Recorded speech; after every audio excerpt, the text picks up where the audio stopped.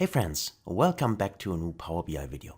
Today I'd like to discuss with you how you can easily change the data source of a Power BI file. Because oftentimes you have created your Power BI report and your report looks awesome. But then the file which you originally used is not in the same location anymore, right? It has been moved, placed to another directory, for instance, and so on. And then there are various ways how you can switch basically the data source and point it to this new location. And you can go to the query editor and do it there, either in the advanced editor or inside the steps window. You can also change it there.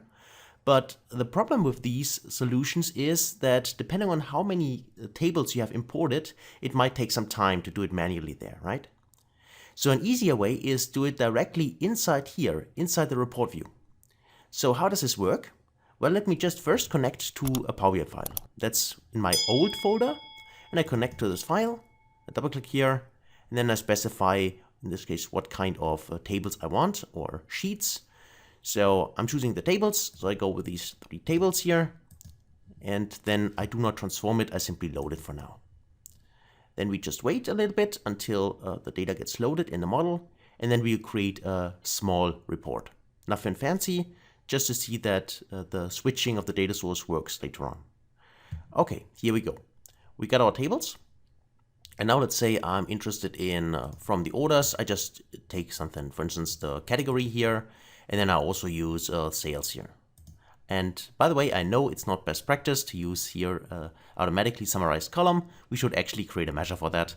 But in this case, that's not the point of this video. So I will just skip that. Just you hurry up and don't waste your valuable time. So, okay, we got the first visualization, and now let's say I want to use a different one, and I'm using this Azure map here. Why not? And by the way, if you want to use this, you'll probably get an error if you do not enable it, because as far as I know, it is by default disabled in the settings. So you need to go to File, Options and Settings, and then enable it to use this visual if you want to use it. So, let me just click here, and then let's say I only have actually one geographical column, which is the customer country. So let me take this one, and then let me just use, for instance, the sales again to have at least different kinds of sizes. Okay, so that is our beautiful report, right? So nothing fancy, no header, no formatting, nothing really. So what do we want to do now? Let's say now the data has changed, so the location of the data has changed. Or we want to apply it to, let's say, a different kind, a new data set, where the structure of the tables is the same. That would be the same issue, actually. So we would like to point it to a new file. And to do it directly from here, which is the most easiest way, is simply go to Transform Data here, click on a little down arrow, and then under Data Source Settings, you just change the data source. So you can go in here and say, in this case, it's pointing here to my old folder, and I simply say Change Source, go in here. And then I wait, and then I can click on Browse and choose, instead of the old one, I will go inside my new folder here, and there's a new file. In this case, it contains the same data, but it could also contain different data. As long as the table and the structure is the same, it doesn't matter.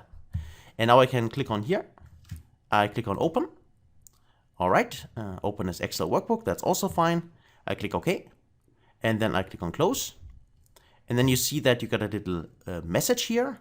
So there have been changes, but they are pending. They have not been applied. So let's apply them. Let's click Apply Changes.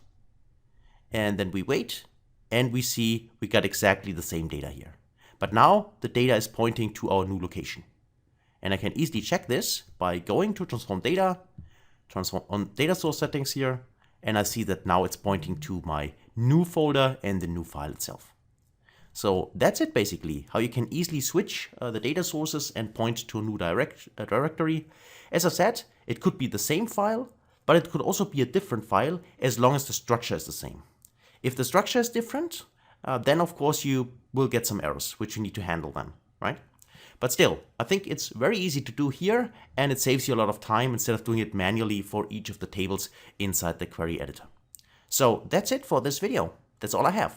So hopefully that was helpful. If so, please give this video a like, also share it, and please don't forget to subscribe to the channel to see more.